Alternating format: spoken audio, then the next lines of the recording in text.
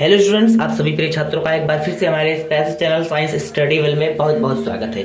तो प्रिय छात्रों, आज के इस लेक्चर में हम लोग जानेंगे कि संघनन किसे कहते हैं। ठीक है, ये आपका क्लास 9th विज्ञान का पोर्शन है। ठीक है ना, और ये जनरल चीजें भी हैं, आप लोगों को पता होनी बहुत ही जरूरी है। ठीक है, तो संघनन को हम लोग इंग्लिश में बोलते हैं बच्चों कंडेंसन। ठीक है, इंग्लिश में बोलते हैं, क्या बोलते हैं? कंडेंसन। तो संघनन क्या होता है, आइए हम लोग जानेंगे इसको एकदम अच्छी तरीके से, और इसके एग्जाम्पल्स को हम लोग भी एकदम अच्छी तरीके से समझेंगे। तो देखिए, हमारे पास ये परिभाषा लिखा हुआ है प्यारे बच्चों। हमारे पास ये परिभाषा है कि जब किसी पदार्थ को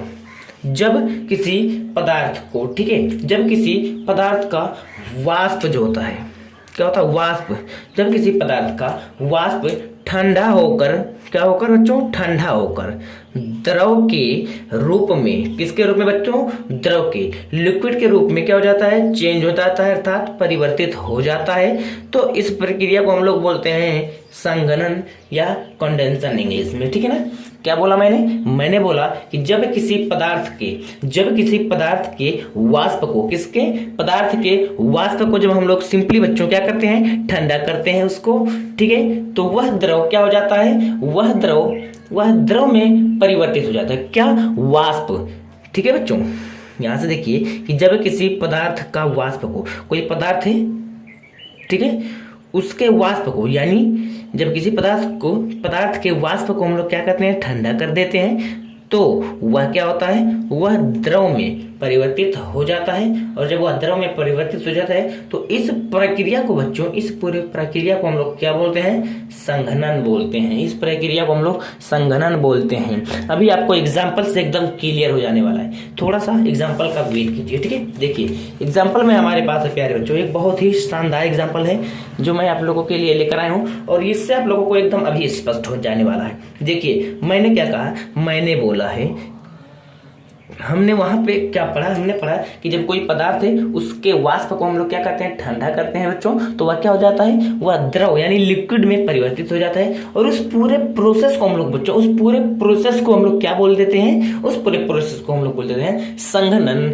अब देखिए एग्जाम्पल से भी आप लोगों को एकदम क्लियर हो जाने वाला है। देखिए, ठंडी में रात में वायुमंडल क्या हो जाता है? वायुमंडल का जो टेम्परेचर है कम हो जाता है। ठीक है ना, ठंडी में बच्चों, ठीक है, क्या हो जाता है? रात में जो हमारा एटमॉस्फेयर, वायुमंडल का जो टेम्परेचर है वह क्या हो जाता है? वह घट जाता है, यानी कम हो जाता है। तब देखिए, कम होने के कारण वायु में उपस्थित जल वाष्प, ठीक है, वायु में उपस्थित जल वाष्प बच्चों क्या हो जाता है? संघनित हो जाता है। और फिर वह पेड़ पौधों पर, कहां पर प्यारे बच्चों? पेड़ पौधों की पत्तियों पर बूंदों के रूप में क्या हो जाता है? इकट्ठा हो जाती है, और हम उस प्रक्रिया को बोलते हैं ओस बोलते हैं। ठीक है, ओस बोलते हैं। अब यहां से आप लोगों को ओस भी समझ में आ गया। ओस कहां से होता है बच्चों? ओस जो हमारा होता है जब ठंडी में, अधिकतर ओस कब गिरता है? ठंडियों में ना, क्योंकि बच्चों ठंडियों में हमारा वायुमंडल का टेम्परेचर हो जाता है कम, और जब कम हो जाता है तो वायु से जो हमारी जल वाष्प उपस्थित होती है वायु में, वह क्या हो जाती है? संघनित हो जाती है। और संघनित होकर के प्यारे बच्चों हमारी पेड़ और पौधों की पत्तियों पर बूंदों के रूप में क्या हो जाती है? इकट्ठा हो जाती है। और जब हम लोग सुबह में उठते हैं तो पेड़ से, ठीक है, पेड़ की पत्तियों से बूंदें जो है एकदम टप टप करके हमारी पृथ्वी पर गिरती हैं। और जैसे ऐसा लगता है ठंडियों में बच्चों कि ओस गिरने के कारण, ठीक है, क्या होता है? जैसे कि बारिश हुई, इतनी तेज ओस गिरती है। ठीक है ना, क्योंकि बच्चों वायुमंडल का जो तापमान है बहुत ही कम हो जाता है, और बहुत कम हो जाने के कारण जो बच्चों वायु है, वायु में उपस्थित जलवाष्प अधिक मात्रा में संघनित होकर पेड़ पौधों की पत्तियों पर गिरता है। ठीक है, और जब पेड़ पत्तों की पत्तियों पर गिरता है तो क्या होता है? तब वह है धीरे धीरे, जब पत्तियों पर ज्यादा इकट्ठा हो जाता है, वह नीचे गिरने लगता है। ठीक है ना, तो उस पूरे प्रक्रिया को हम लोग क्या बोलेंगे? उसे हम लोग बोलते हैं ओस बोलते हैं। ठीक है ना, अगर इतनी चीज आप लोगों के समझ में आ गई है ना, तो आपने प्यारे बच्चों ओस जो संघनन जो हमारा होता है, कंडेंसर, इसको आप लोगों ने एकदम अच्छे तरीके से समझ लिया है। आई होप कि ये टॉपिक आपके लिए अब क्या हो गया होगा? एकदम मक्खन हो गया होगा।